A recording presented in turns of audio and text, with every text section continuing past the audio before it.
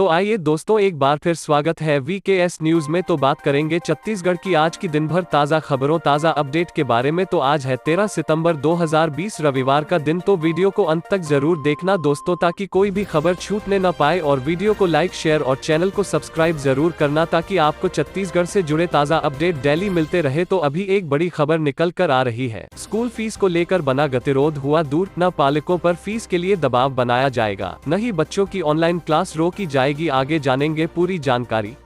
तो चलिए दोस्तों, बिना टाइम वेस्ट किए सभी खबरों को फटाफट देखते हैं। आज की पहली बड़ी खबर है, सीएम भूपेश बघेल ने केंद्रीय स्वास्थ्य मंत्री को लिखा पत्र। एम्स में आईसीयू बेड्स की संख्या 54 से बढ़ाकर 200 करने और चिकित्सा सामग्री की आपूर्ति शीघ्र करने का किया आग्रह।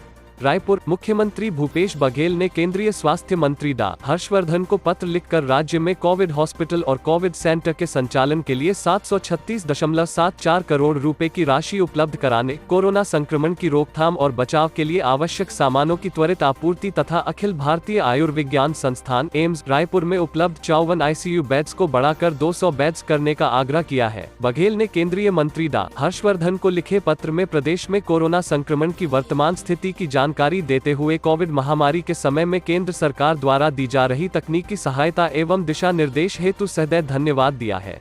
मुख्यमंत्री ने पत्र में लिखा है कि छत्तीसगढ़ राज्य में कोविड की रोकथाम हेतु पहल करते हुए पूरे राज्य में 29 डेडिकेटेड हॉस्पिटल एवं 221 कोविड केयर सेंटर की स्थापना की गई है। वर्तमान में राज्य द्वारा इन संस्थाओं में मरीजों के इलाज हेतु 29,111 अस्पताल बेड विकसित किए गए हैं, जिसमें 406 आईसीयू एवं 370 एचडीयू बेड शामिल हैं। इन सभी कोविड हॉस्पिटल एवं कोविड केयर सेंटर के संचालन हेतु स्वास्थ्य एवं परिवार कल्याण विभाग छत्तीसगढ़ के संदर्भित पत्र द्वारा 821.93 करोड़ रुपए की मांग की गई थी, परंतु अभी तक केवल 85.19 करोड़ रुपए की राशि ही प्राप्त हुई है। कृपया कोविड हेतु शेष राशि यथाशीघ्र प्रदान करें, ताकि समय रहते सभी आवश्यक संसाधनों की व्यवस्था की जा सके। साथ ही अगली बड़ी खबर है दोस्तों, स्कूल फीस को लेकर बना गतिरोध हुआ दूर। न पालकों पर फीस के लिए दबाव बनाया जाएगा, न ही बच्चों की ऑनलाइन क्लास रोकी जाएगी। रायपुर, फीस को लेकर स्कूल प्रबंधन और पालकों के बीच बनी विवाद की स्थिति वरिष्ठ विधायक सत्यनारायण शर्मा और महापौर एजाज ढेबर की पहल पर आखिरकार दूर हो गई। पालकों पर अब फीस को लेकर दबाव नहीं बनाया जाएगा और न ही किसी बच्चे की ऑनलाइन पढ़ाई रोकी जाएगी। जिला शिक्षा अधिकारी और निजी स्कूल प्रबंधन फेडरेशन के प्रतिनिधियों की मौजूदगी में हुई बैठक में लिए गए निर्णयों की जानकारी देते हुए विधायक सत्यनारायण शर्मा ने कहा कि बैठक में सार्थक चर्चा हुई है, सभी का पक्ष सुना गया है। उसके अनुसार फैसला लिया गया है कि न किसी बच्चे की पढ़ाई रोकी जाएगी, न ही फीस के नाम पर दबाव बनाया जाएगा। जिन पालकों को समस्या है वो ही स्कूल तक पहुँचे और अपनी समस्या को अवगत कराएं। स्कूल के द्वारा राहत दी जाएगी। वहीं निजी स्कूल मैनेजमेंट के अध्यक्ष राजीव गुप्ता ने कहा कि सरकार ने आगे बढ़कर समझौता कराया है। निश्चित तौर पर आज तय हुए नियमानुसार प्रदेश के सभी स्कूलों को निर्देशित कर दिया जाएगा। सोमवार से जितने बच्चों की पढ़ाई रोक दी गई थी उसको फिर से प्रारंभ किया जाएगा। साथ ही आश्वासन दिया गया है कि शिक्षा के अधिकार के तहत पेंडिंग भुगतान को बहुत जल्द दिया जाएगा। आगे खबर है दोस्तों, कोविड-19 वायरस के नियंत्रण और रोकथाम के लिए मुख्य सचिव ने ली बैठक। Teleconsultation hub, home isolation centre, covid tracing centre, covid centre का मुआयना।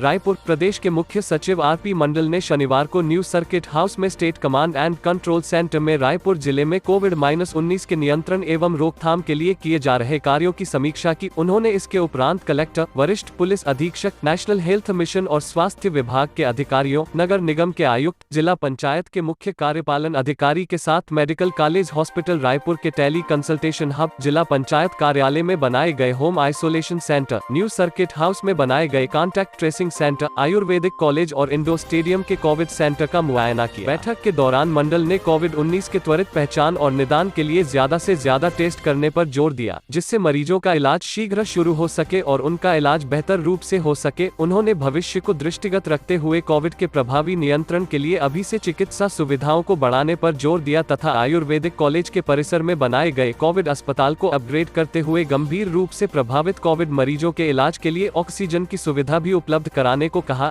इसी के साथ खबर है दोस्तों, ब्रेकिंग न्यूज, जीएसटी टीम की बड़ी कार्रवाई। राजधानी में 12.5 करोड़ की पकड़ी गई टैक्स चोरी, कारोबारी शुभम सिंघल गिरफ्तार। रायपुर राजधानी के मैग्नेटो मॉल स्थित मिसेज अधिराज सीमेंट्स कारोबारी शुभम सिंघल के दफ्तर में केंद्रीय जीएसटी और उत्पाद शुल्क अधिकारियों की टीम ने दबिश दी है। जीएसटी की टीम को तलाशी के दौरान कई अहम दस्तावेज मिले हैं, जिन्हें जब्त किया गया है। जांच में मिसेज अधिराज सीमेंट्स ने कई फर्जी कंपनियों द्वारा जारी बोगस बिलों के आधार पर करीब 12.53 करोड़ का गलत इनपुट टैक्स लेना पाया गया। जब्त किए गए कागजात और दस्तावेजों की जांच अभी जारी है। आगे की जांच में जीएसटी अपवंचन और अधिक हो सकती है। टैक्स चोरी की खुलासे के बाद कारोबारी शुभम सिंघल को गिरफ्तार कर लिया गया है। जीएसटी की टीम ने शुरुआती जांच में की मिसेज अधिराज सीमेंट्स ने फर्जी फर्म मिसेज यूनाइटेड इस्पात रायपुर द्वारा जारी 82.10 करोड़ के बोगस बिलों पर 12.53 करोड़ का फर्जी इनपुट टैक्स क्रेडिट प्राप्त करना दर्शाया और उसे अपने जीएसटी अदायगी के लिए गलत उपयोग किया। मिसेज यूनाइटेड इस्पात रायपुर एक फर्जी कंपनी है, जिसके नाम का उपयोग केवल बोगस बिलों को जारी करने के लिए किया गया है। जाँच के दौरान पाया गया कि Shubham Singhal partner mrs Adhiraj cements के द्वारा जानबूझकर बोगस बिलों का उपयोग गलत रूप से किया गया। जीएसटी अधिकारियों ने पाया कि शुभम सिंघल के द्वारा बोगस बिलों का उपयोग जीएसटी की धारा 132 के तहत दंडनीय है। शुभम सिंघल को वस्तु एवं सेवाकर अधिनियम की धारा 69(1) के अंतर्गत गिरफ्तार किया गया है। इसी बीच आगे खबर है दोस्तों, ब्रेकिंग। 3 वरिष्ठ आईपीएस अधिकारियों को मिली पदोन्नति, एडीजी से डीजी पद पर किए गए पदोन्नत। रायपुर राज्य सरकार ने आखिरकार 3 वरिष्ठ आईपीएस अफसरों संजय पिल्ले, आर.के. विज और अशोक जुनेजा की पदोन्नति को हरी झंडी देते हुए डीजी पद पर पदोन्नति दी है। डीजी के 3 पदों पर पदोन्नति देने के लिए पिछले महीने डीपीसी की बैठक हुई थी, जिसमें इन तीनों को पदोन्नत करने के प्रस्ताव को मंजूरी दी गई थी। इस प्रस्ताव पर सीएम भूपेश बघेल के मुहर लगने के साथ ही तीनों आईपीएस अफसरों का पदोन्नति आदेश जारी कर दिया गया है। डीपीसी की बैठक में निलंबित आईपीएस अधिकारी मुकेश गुप्ता का नाम भी प्रस्तावित किया गया था, लेकिन निलंबित होने के कारण उनका नाम लिफाफे में बंद कर दिया गया। इसके अलावा केंद्रीय प्रतिनियुक्ति पर दिल्ली में पदस्थ आईपीएस अधिकारी रवि सिन्हा को भी प्रोफार्मा पदोन्नति दी गई है। आईपीएस अधिकारी प्रदीप गुप्ता को आईजी से एडीजी पद पर पदोन्नति दी गई है, जबकि टीसी पैकरा को डीआईजी से आईजी पद पर पदोन्नति दी गई है। इनके अलावा आईपीएस अधिकारी आर.एन. दास, पीएस ध्रुव और टी इक्का को डीआईजी पद पर पदोन्नति दी गई है।